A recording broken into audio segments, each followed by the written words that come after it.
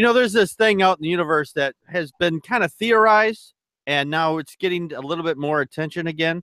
It's dark matter, and I'm not talking the TV show, which is a good sci-fi show if you get a chance to check it out. But there's this stuff that's out in the universe. It's a form of energy that's been theorized for some time now. It makes up all the gravitational fields that we don't, that we can't account for.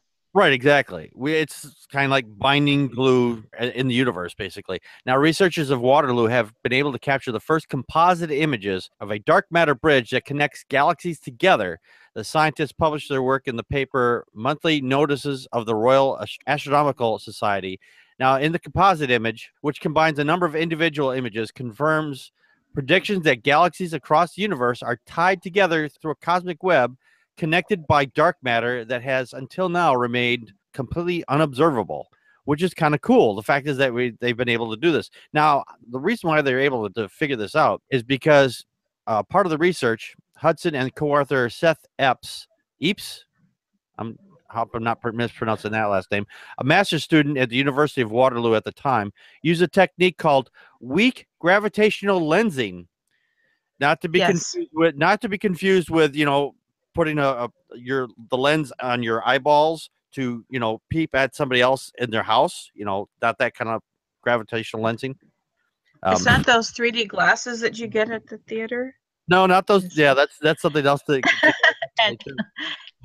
that's Epps, by the way. Yes. Epps. Okay. Yeah. Mm-hmm. Now, the effect, which has caused the images of the distant galaxies to warp slightly under the influence of unseen masses, such as a planet, a black hole, or in this case, dark matter. The effect was measured in the images in a multi-year sky survey in the Canada, France, Hawaii telescope.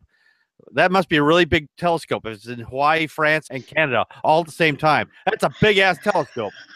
So you can ski in Canada and then climb the Eiffel Tower and then, go to a volcano in Hawaii all in the same day. All in the same day. Oh, sorry. And then look at dark matter. And look at dark matter all at the same time. This is the highlight of anybody's.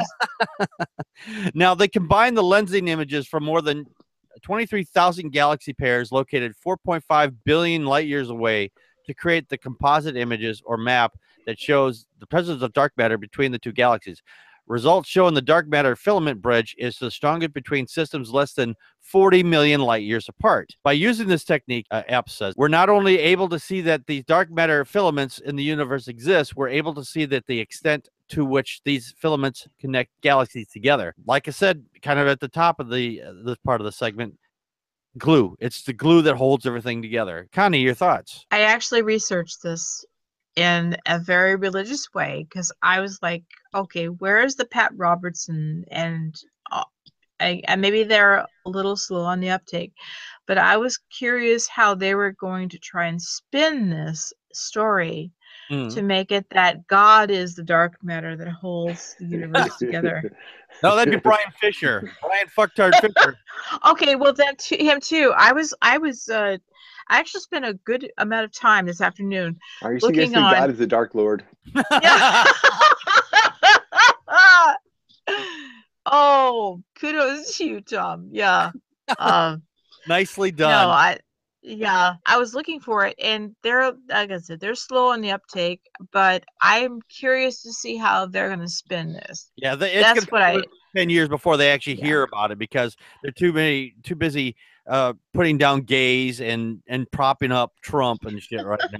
So the only thing I did do, and again, I don't know that you even posted this graphic, but I found a graphic which was explaining how they were sourcing the dark matter. Yeah. The weak. I'm sorry. What's it called again? The weak something is something. It's something. It's something dark side. Yeah. Okay. Something dark side. And it was really kind of cool, and what gets me about this is that it's based upon what we already know and what we're projecting. And I'm kind of waiting for how this is going to change because, again, science informs itself upon what we know, and science actually informs itself by what they can prove they Oh, thank they you. Thank know you. That's what or I don't meant. know. I mean, Yes. that's what Yes. I love about science is right now this is Sorry. a hypothetical thing. This is Right. and it could That's what be I'm sorry. That's what I yeah, meant to say. and they could be Go accused ahead. by just seeing what they want to see. It's like, oh, there you just think it's there, so you're just imagining there. You took a picture, like, oh, you're saying it's there. So, Now, and that, other yeah, scientists will come and try to disprove it. Right. right. Which is what they should do because it's like, wait, this is how they refine it, and how what Christians are going to do is going to say, oh, look, they don't know anything, Mhm. right? Yeah. And the unknown thing is God, blah blah blah. We already knew that. Smaller and Yeah. smaller by the day. Yes. So that's all I want to say. But yeah, thank you, Tom. Go ahead and expound because this is not my thing. Well, I love science, and Mhm. theory is one of the words that is aggravating because people refuse to understand what scientific theory is. Yeah. Now, Yeah. theoretical is something different than theory. We use theory specifically to be a scientific theory.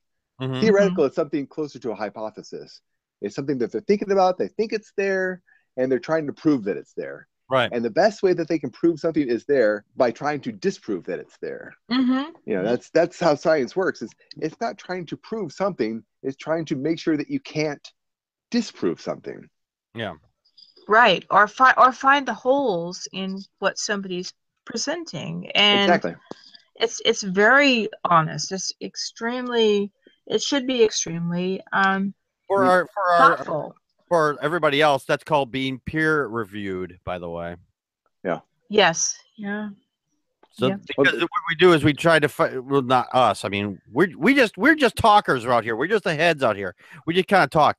But the scientists out there, what they do is they will look at this data and say, what's wrong with this data? Is there anything wrong with this data? They will double check everything that we think we know or what is presented, and then we will check it again and again and again and find out if this thing is correct or not. There's a story I know, and I can't think of the details right now. It's a scientist who had theorized something, and he didn't believe it. He's like, this, I can't, all the math works out, but I don't believe it. Mm-hmm. But the math worked out, so he published it. And he ended up getting a Nobel Prize for it because it was everyone else, once he published it, then everyone else checked him out and realized that he was correct. But, scientists, everyone makes this thing like, oh, scientists, they're just doing it for the money. Like there's any money in a lot of Wait, this there's stuff. money in science? Wait a minute. I'm doing. I gotta go. I gotta go study. Yeah. But what people don't understand is, yes, you get your name published when you discover something new, Mm-hmm. but you can equally get your name published when you disprove something that's accepted. If somebody were to come along and disprove, evolution as we understand it, Or gravity. He would be a superstar. Yeah. Yes. But nobody's doing it. This whole story kind of what we're talking about here, how we're disproving stuff here. This kind of reminds me, a couple of years back, they figured they were working with neutrinos, and somebody had recorded what they had thought that the neutrinos actually are faster than the speed of light. The way they detected it, they thought they were moving faster than the speed of light. They jumped. Yeah, they jumped, or they were moving faster. Right. And it turns out that they did more tests and figured out, hey, there was something wrong with the equipment. There was actually a broken cable or something that was miscommunicating, and so it was giving bad data. So they figured out that what they thought was wrong. So they actually increased our knowledge by knowing to say, hey, neutrinos do not actually travel faster than light, because there was a calculation error, and we just figured that out. So it's a matter of figuring out what's wrong with the science. If there is something wrong with it, then we correct it to get better science. The only thing that disproves science is just better science. Exactly. Yeah. When you panning for gold, you're constantly sifting through the rubble and trying to find the pieces of gold. And in my very unscientific mind, that's what science is, though. It's saying, okay, we have all these things that line up. Well, what fits the other categories, and you're constantly refining it. And I think that's what's really awesome about science. I've come to appreciate it since I've become a skeptic, and I just love it. And so I'm curious how this is going to be further refined. It doesn't mean that these people are wrong. It just means that they, again, maybe they got it all right. But most likely there'll be other refinements to this study, and that's awesome, because the more we know, you know what, better to be proven wrong than forever be wrong, and raw. Yeah, Yeah. exactly. Yeah. Well, dark matter is one of these things that they originally saw of like in the 20s, Mhm. that they theorized this. And they've been basically waiting for the technology to be developed that allows them to test for it. Yeah. It's That's like this last year, Einstein had theorized gravitational waves, and he only wasn't he was just proved right just what was it, just last year in 2016 when they finally were able to detect it. So it's amazing that they can figure these things out. I mean, I look at the periodic table. I mean, the original periodic table, I think, had like a dozen elements on it. And the guy worked out the entire chart before we knew the majority of things there. I mean, he worked out spots for things that we would basically create. So it's just, science, crazy. they're able to predict things. That's why science works, is you can predict things that basically come true. It's like predicting the future. Yeah, and our periodic table has changed. It's actually grown like 5 or 10 elements. Maybe it could be more. I'm just going by bad memory on this point, but from when I was a kid to now, it's gone up by like 10 elements or more. Yeah. Talk about something we should be putting our emphasis on. Oh yeah. Yeah. And here's another thing about science that I love. Is science really kind of rewards being wrong. Mm-hmm. We punish people for being wrong all the time. Oh, you're wrong. Oh, you're stupid. You don't know anything.